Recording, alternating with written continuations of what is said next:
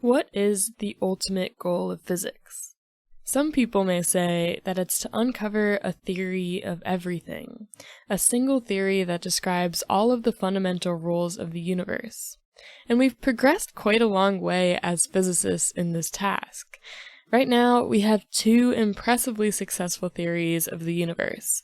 The first is quantum mechanics, which describes to breathtaking accuracy the behavior of fundamental particles and their forces, all except for the force of gravity. The force of gravity is beautifully captured in a second theory, the theory of relativity, discovered by Einstein in the early 20th century. We know, however, that each of these theories can't be complete. Quantum mechanics because it doesn't explain gravity, and relativity because, well, it doesn't explain all the rest of the forces. Finding a theory deeper than quantum mechanics and relativity, one that combines the two in a theory of quantum gravity, is easily one of the biggest open problems in modern physics. Yeah, this guarantees that one of the main theories, one of our most central fundamental pillars of our intellectual understanding of the universe, at least one of them is wrong. I don't see how you don't wonder what the resolution to that is. Today's episode will be part of a 3-part mini-series all about the problem of quantum gravity and its most popular contender, string theory.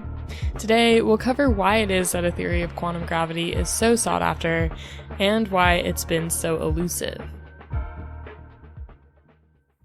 This episode of Why This Universe is supported by Wondrium. Wondrium is a mind-blowing subscription service that offers thousands of video and audio courses on a huge range of topics. I've been a big fan and a regular consumer of Wondrium's content for the past 15 years or so, and over that time I've listened to dozens of their courses, including ones on history, philosophy, literature, math, and science.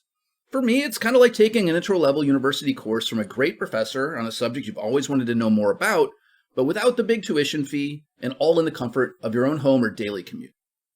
I recently started listening to a series of lectures on Wondrium called Theories of Knowledge, How to Think About What You Know. The subject of epistemology is probably my favorite area of philosophy, and this course provides a great introduction in all the deep and messy questions that come with trying to figure out what we really know and how and why we know what we know. So if you want to learn more about epistemology, or really just about anything else, give Wondrium a try. You can sign up for Wondrium now through our special URL to get a month of unlimited access for free. Just go to wondrium.com/universe. That's wondrium.com/universe. You're listening to Why This Universe, a podcast where we break down the biggest ideas in physics. I'm Shalma Wegsman. And I'm Dan Hooper.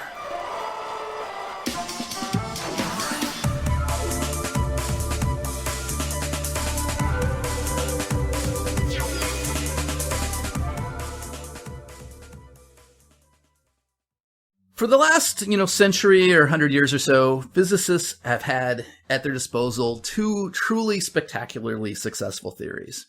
The first of these theories is Einstein's general relativity. This is the foundation of how we understand space and time and gravity.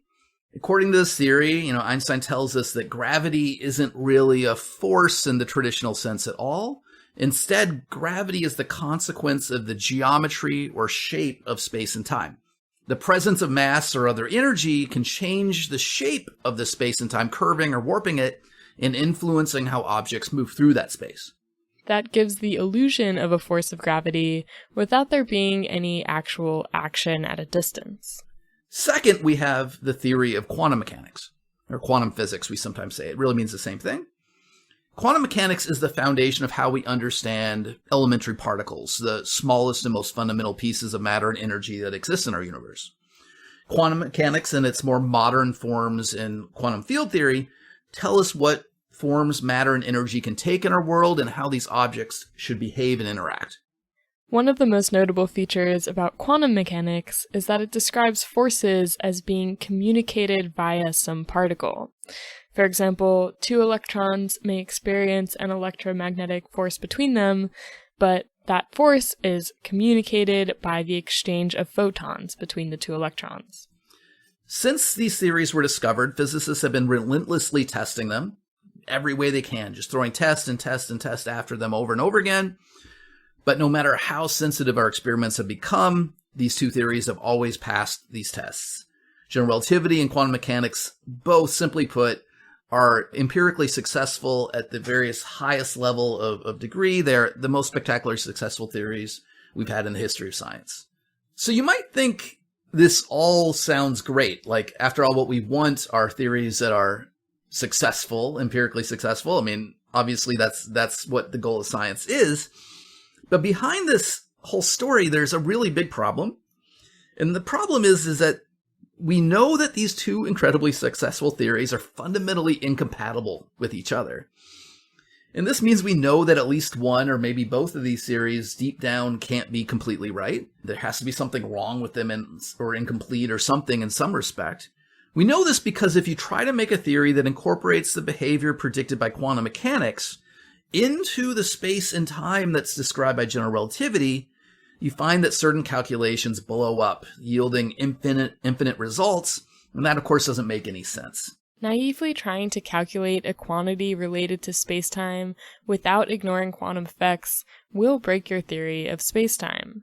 There are some incongruent ways that the two theories are formulated, and these conflicts reveal themselves in nonsense answers to calculations. Since the days of Einstein, a lot of physicists have tried to find some solution or way of avoiding this problem. But I think it's fair to say that so far we really don't have a satisfactory answer. In recent decades, people have explored ideas like string theory and loop quantum gravity to try to address this. But at least I'm not convinced, and I think a lot of us aren't convinced, that we really have, a convincing path that will bring us to the right answer yet. We still don't know what a real theory of quantum gravity might look like.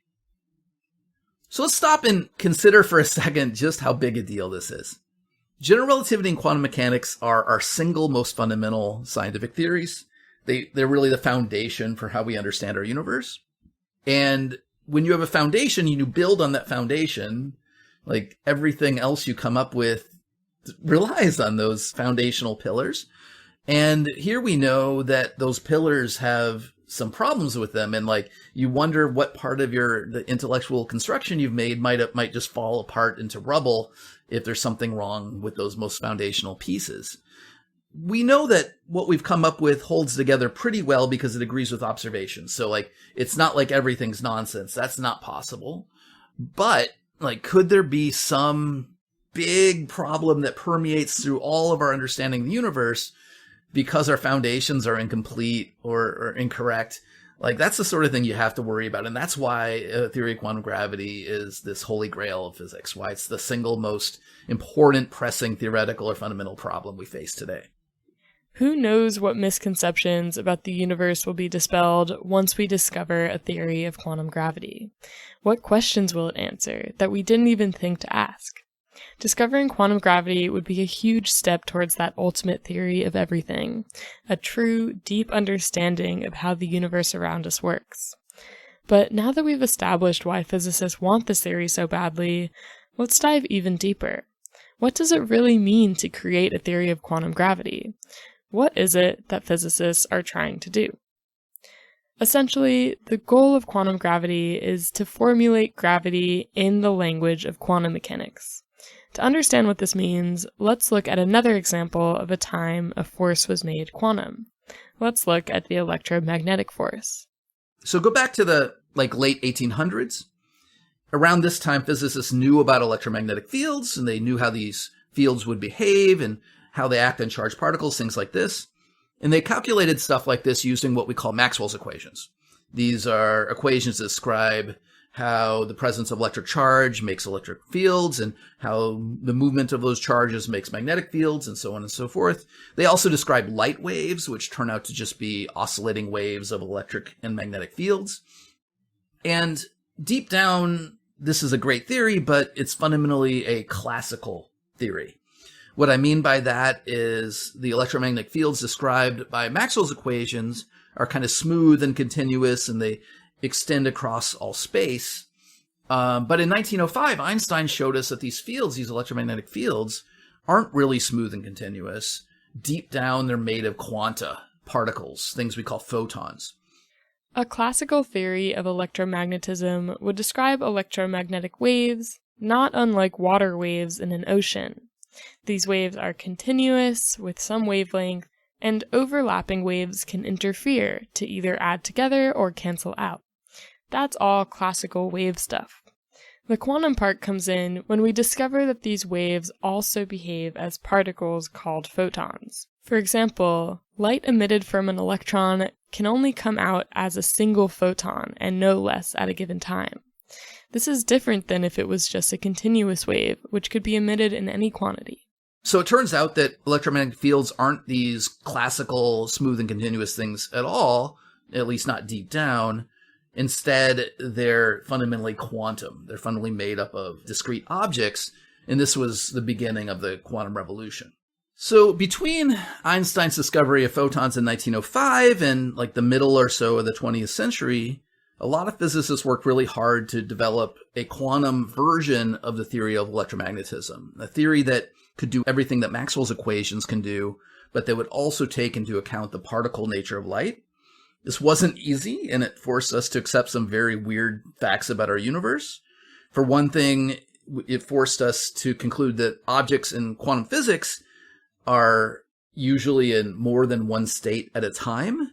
We call this being in a quantum superposition.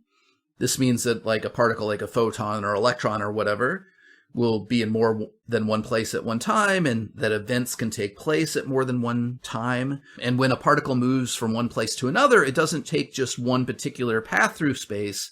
Instead, it moves through all possible paths between those 2 points in space. Like I said, quantum mechanics is super weird and counterintuitive. Old classical physics describes things that are like pretty easy and intuitive to picture. Quantum mechanics does not. If you think quantum mechanics is intuitive, you don't understand what quantum mechanics is saying about our universe. So we built on this farther and more deeply over the 20th century, and it turns out that just about everything in our universe is described by this kind of quantum physics. Not just electromagnetism, but the forces of the strong and weak nuclear forces and all the elementary particles we know of. All of these things follow these rules of quantum mechanics. The only exception seems to be gravity. Einstein's theory of gravity, general relativity, like we've been saying, is spectacularly successful, but it's still a classical theory. Kind of like how the classical theory of electromagnetism describes smooth and continuously extended electromagnetic fields, general relativity describes space and time as a smooth and continuous thing that particles and energy can move through. But we might want to kind of do to general relativity what we did a century ago with electromagnetism. We might want to take, just like we took Maxwell's equations and turned it into a quantum theory of electromagnetism, we might want to take general relativity and turn it into a quantum theory of gravity that would take into account the quantum nature of things like space and time and gravity. So if you're a physicist staring down this problem, you might naively think to go ahead and try the same trick that worked with all those other forces. Just like physicists before redefined electromagnetism as being a force communicated by quanta called photons, why don't we just say that gravity is a force communicated by some particle called the graviton, and see if that just works as a quantum theory of gravity? I mean, that's what I would try to do if I hadn't heard about all the problems faced by that approach. But since Einstein showed us that gravitational fields aren't really a force per se, but they're the consequence of the shape or geometry of space and time, it would seem like a quantum theory of gravity would presumably describe the geometry of space and time in terms of these gravitons as well. So maybe space and time are discrete pieces connected in some way, or maybe it's not that. Maybe the ways in which space and time can be curved come in discrete gravitons. I'm not really sure, but that's the sort of thing you might try to do. This would be a huge change to the way that we think about space and time. Right now, we think of space and time as continuous quantities, but if it's quantized, that means that if you zoom in far enough, space and time are each fundamentally discrete. There would be some small, tiny distance or some tiny amount of time which you couldn't break down into any smaller piece. if you haven't thought about this deeply before, you might just think that you don't need to do this, that there's nothing wrong with putting quantum mechanical things like photons and electrons in embedding them inside of a smooth and classical space and time like general relativity says. And like then there wouldn't be a problem. There wouldn't be any need for a theory of quantum gravity. But it turns out this just isn't possible. The quantum nature of things like photons, electrons, and other elementary particles kind of infects every aspect of our universe. You can't separate them from everything else. And that means that this quantum nature of reality has to get all the way down into space-time and even gravity. There's really no way to avoid making a quantum theory of gravity. And to see why, we can consider the famous Schrodinger's cat experiment.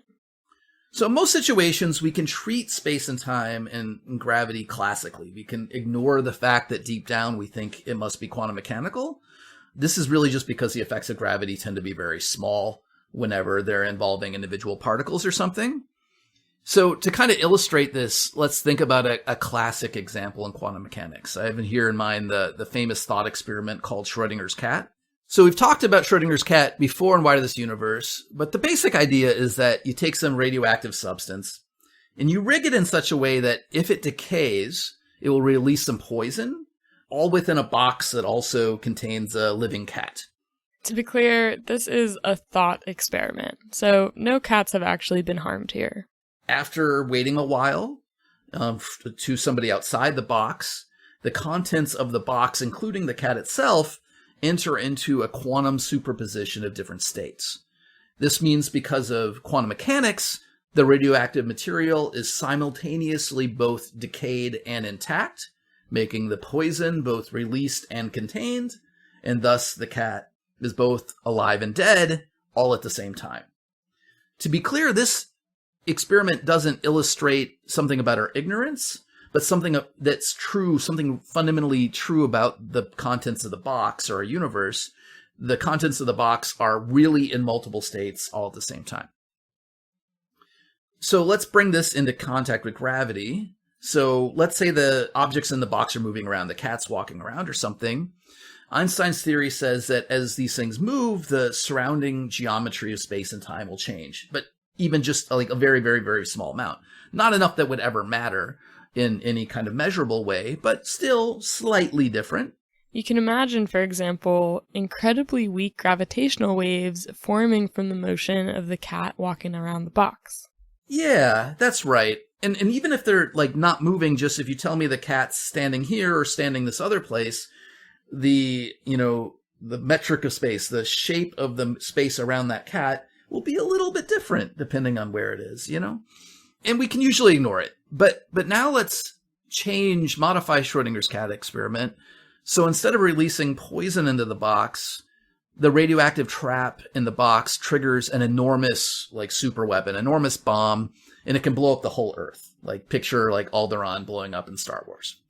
All right, so obviously when you're done, the gravity of Earth being intact is very different than the gravity of a bunch of rubble all over space that had blown up.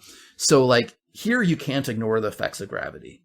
So in this case, the universe enters a superposition of different states, and those states have really different geometries of space and time associated with them. So you can clearly see now the quantum mechanics is entangled with the effects of gravity in a non-trivial way, in an important way. We can carry this kind of logic even farther by imagining a region of space that contains a bunch of extremely energetic particles. So here I'm thinking about particles with about 10 to the 19 GeV or giga electron volts of energy. This is a quadrillion times higher than the protons at the Large Hadron Collider. So ridiculously high energy. We call this the Planck energy. And it's around this energy where if you get two particles together in close proximity, they'll be able to form black holes.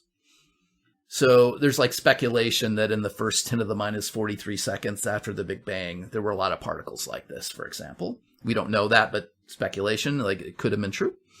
So what the picture I'm describing now is all these particles moving together, or moving around. Because of quantum mechanics, all these particles are in a bunch of places at the same time. And that means in some of the states in our quantum superposition, they make a black hole over here, and in some others, they make a black hole over here or over here, whatever. So the superposition now involves a bunch of different black holes in different places. So obviously, gravity is part of the superposition. Like, you end up with this picture of this complicated quantum array of space-time possibilities. We sometimes call this space-time foam. And that's the sort of picture that we think has to arise when you combine quantum mechanics and general relativity. If we're describing the universe in the language of quantum mechanics, there's no way to avoid the destiny of a superposition of different spacetimes. Like Dan is describing, in the same sense that Schrodinger's cat is both alive and dead, you might have a black hole both here and there.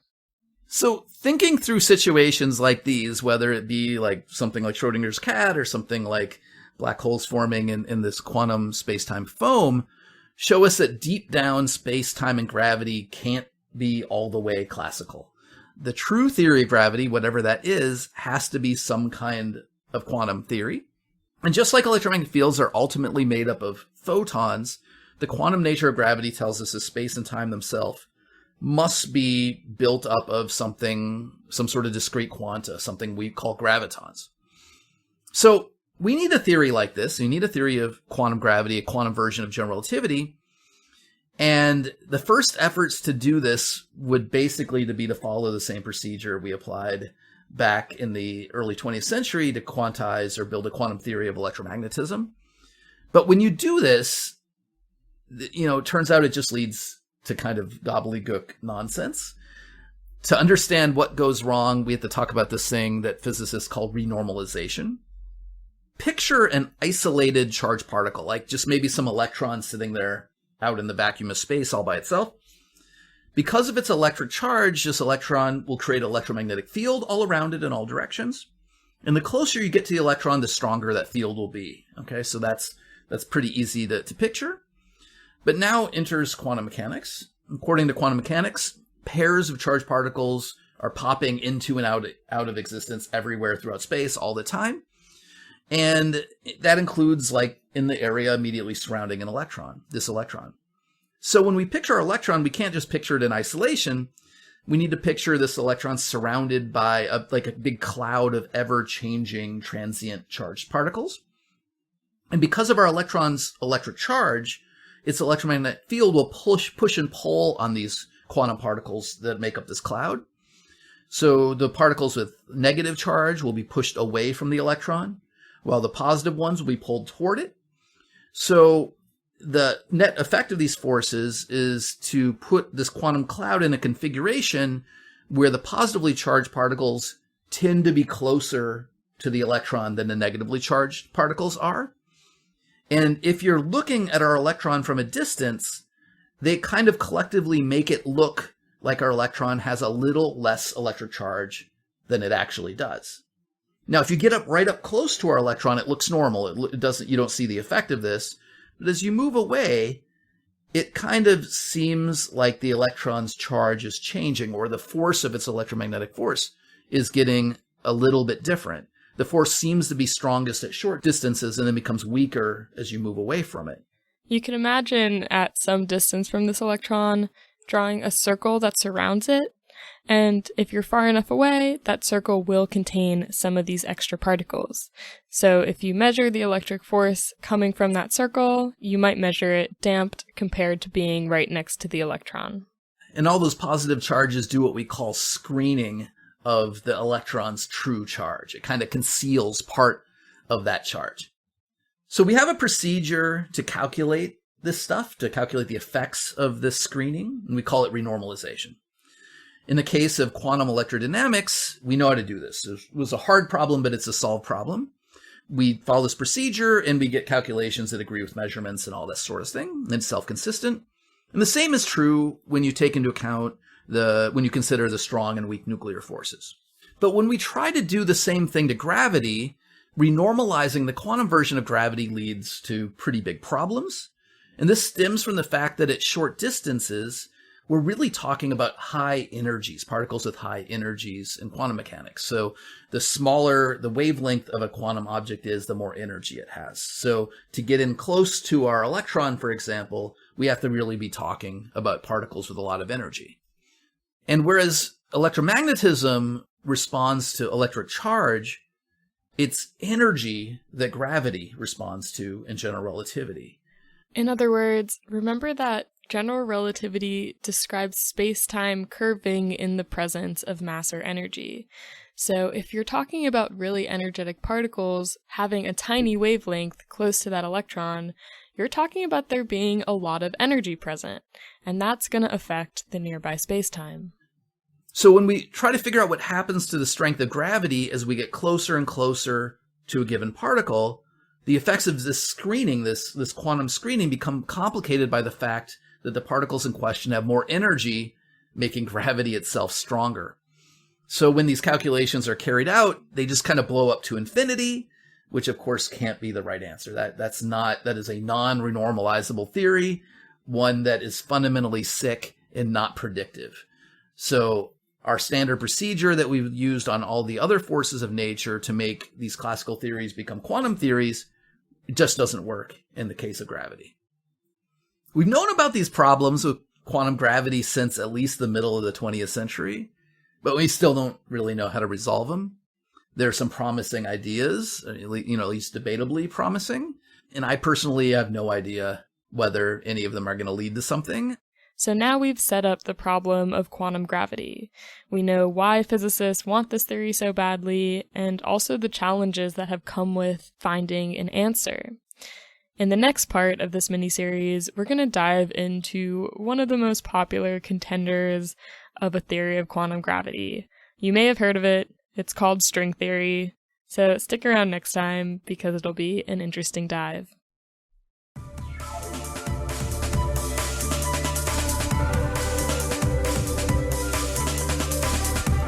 Why This Universe is brought to you by the University of Chicago Podcast Network.